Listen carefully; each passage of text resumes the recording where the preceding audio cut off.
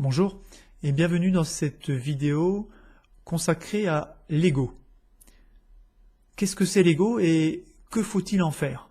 Car on entend parfois qu'il faut détruire l'ego, qu'il faut anéantir l'ego, qu'il faut mourir à l'ego, mais faisons un peu le point sur ce concept de l'ego. Alors je suis Patrice Mahut, je suis kinésiologue et je suis l'auteur du site éveil-et-guérison.com sur lequel vous pouvez retrouver des informations, des vidéos, ma chaîne YouTube sur le stress, les angoisses, l'anxiété, la libération émotionnelle et d'autres thématiques. Alors, cet ego, dans la tradition du yoga, dans la tradition de l'Inde, il ne fait pas partie de l'enveloppe émotionnelle dans laquelle on retrouve le mental, le mind, auquel j'ai consacré une autre vidéo. L'ego fait partie de l'enveloppe supérieure dans laquelle il y a l'intellect, ce qu'ils appellent la buddhi, l'intellect, l'analyse, la vision objective sur les choses, libérée des émotions. Donc l'ego déjà fait partie de ce niveau supérieur. Et si l'on essaie de définir ce qu'est l'ego, on pourrait dire que c'est le moi, c'est le petit moi. C'est ce qui nous fait dire « je ». C'est l'individualité. Alors c'est lui qui tire sans cesse la couverture à lui. C'est celui qui prend parfois beaucoup de place. Il y a un petit peu on peut faire un parallèle entre ego et égoïsme. Pourquoi il va tirer la couverture à lui? Parce que, on va le voir, il se vit comme séparé des autres. Donc, l'idée c'est la survie. C'est lui.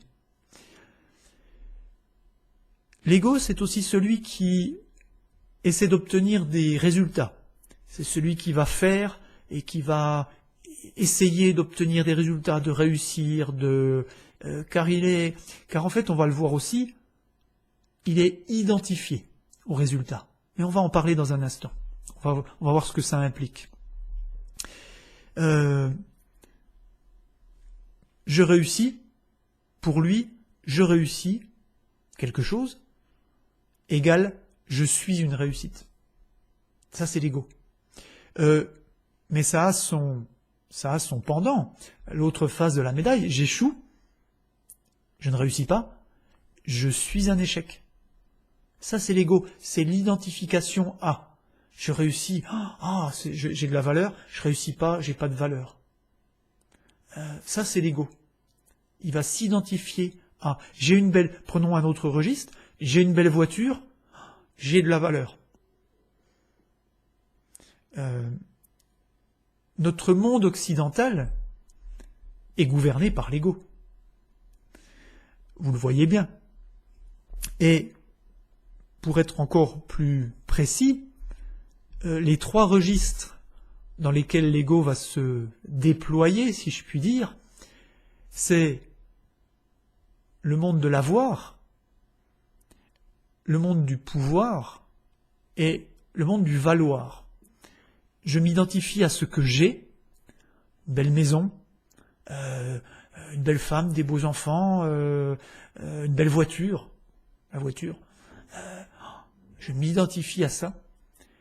Je m'identifie le pouvoir, je m'identifie au pouvoir que j'ai sur les autres, si j'ai une place importante. Alors ça, c'est tout le monde politique, ça. La quête du pouvoir. Plus j'ai de pouvoir, plus... Voilà. Ça, c'est vraiment le... Et puis le valoir. Les médailles, les récompenses, les titres, les diplômes. Voilà. J'ai ça, je suis ça. Ça, c'est le monde de l'ego. Le problème, c'est que c'est sans limite.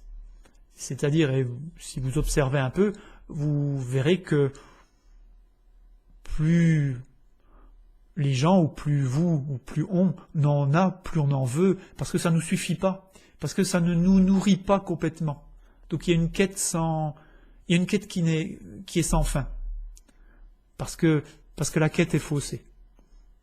Parce qu'il y a une profondeur que l'on ne peut pas atteindre comme ça, donc on va en vouloir toujours plus. Et ça ne va pas remplir le vide qui est à l'intérieur. Mais pour répondre à la question de que faut-il faire de l'ego, voyons un peu ses caractéristiques. Je vous le disais, il se vit comme séparé des autres. Alors, il se vit comme séparé de lui, il se vit comme séparé des autres, et il se vit comme séparé de, mettez-y ce que vous voulez, Dieu. Donc il va se sentir, s'il se vit comme séparé, s'il se vit comme coupé, ça veut dire qu'il va se sentir seul. Et ça explique que il va sans cesse tirer la couverture à lui, vouloir pour lui avant tout. Cet ego, une autre de ses caractéristiques, on l'a vu tout à l'heure, il est identifié. Il est identifié en permanence à l'un des registres que l'on a vus. À l'avoir, à ce que j'ai, au pouvoir que j'ai, au valoir, à ce que la société me reconnaît. Mais s'il est identifié en permanence, ça veut dire qu'il est limité, ça veut dire qu'il est rabougri. Il n'y a pas véritablement de valeur en dehors de ce cadre-là. Donc c'est très limitant. Cet ego, il est plein d'attentes. Il faut un peu le concevoir comme le petit enfant. Le petit enfant qui est plein de demandes. Plein de demandes d'attention, plein de demandes d'amour, plein de demandes lui. Ça, c'est l'ego. Tout tourne autour de lui. Ego, égocentré, égocentrisme. Hein. J'aime bien la définition qu'en faisait Arnaud Desjardins, qui disait « Si le monde était vraiment bien fait, il correspondrait à chaque instant à mon attente du moment. » Ça, c'est l'ego. À chaque instant, le monde correspondrait à mon attente. Voilà, et je trouverais ça normal. Ça, c'est l'ego. Le problème, c'est qu'on n'est pas tout seul, c'est qu'il y a 10 milliards d'égos. Que doit-on faire? Et qui dit des milliards d'égos, dit des milliards de combats, de luttes entre un égo et un autre, pour avoir telle chose à la place de l'autre, pour avoir telle place à la place de l'autre, ou pour avoir tel pouvoir à la place de l'autre. On fonctionne tous là-dessus. Hein. Il y a des milieux, et je faisais allusion au monde politique qui est une caricature de bataille d'ego, qui peut nous permettre d'observer, mais c'est un fonctionnement humain que l'on porte tous au fond de nous. La question maintenant, c'est qu'est-ce qu'on fait de cet ego? Et je le disais en introduction, faut-il le détruire? Faut-il le dissoudre comme on a vu qu'il fallait le faire avec le mind, le mental, hein, et je vous renvoie à une autre vidéo sur le mental. Faut-il faire pareil avec l'ego? Eh bien, peut-être pas. Et certainement pas, en fait. En fait, il faut faire comme pour un petit enfant. Je vous disais, l'ego, c'est le petit enfant plein de demandes, qui n'a pas été suffisamment comblé, qui s'est pas senti suffisamment important, suffisamment aimé, suffisamment remarquable aux yeux de ses parents. Donc, qu'est-ce qu'il va falloir faire avec cet ego? Ben, comme avec ce petit enfant, il va falloir petit à petit élargir, tout en le comblant, tout en lui faisant prendre de plus en plus en compte les autres autour de lui. Hein, vous savez qu'un petit enfant, ben on l'éduque, les premières années, il est normal qu'il soit complètement comblé. Et je sais qu'à titre personnel, je suis contre les frustrations qu'on peut faire à un petit bébé dans les premières années, en pensant qu'il manipule les parents. Pour moi, c'est une aberration, ça. Un petit bébé ne manipule pas. Et ce n'est pas dangereux de lui apporter cette attention et encore de l'attention. Simplement, il y a un temps pour ça. Et il y a un temps, à un moment donné, dans son développement, où il faut lui apprendre à élargir et à découvrir qu'il n'est pas tout seul et qu'il y a d'autres personnes à prendre en compte. Et cet élargissement de l'ego, justement, dans la tradition, c'est d'abord moi. C'est moi et les autres. Plus tard, ça sera les autres et moi. Et pour le sage, il n'y a plus que les autres. Donc ça va dans cet élargissement-là. Il n'y a pas de destruction, il y a un élargissement. Avec amour, avec bienveillance, en tenant compte aussi des demandes, des besoins particuliers qu'il porte, cet ego. C'est-à-dire, les demandes qu'on porte, et elles sont particulières à notre histoire, elles sont particulières à notre tempérament, elles sont particulières à ce que l'on, oui, à ce qu'on est venu peut-être incarner. Nous avons des choses à respecter. Nous avons des demandes à respecter pour qu'il n'y ait pas de frustration.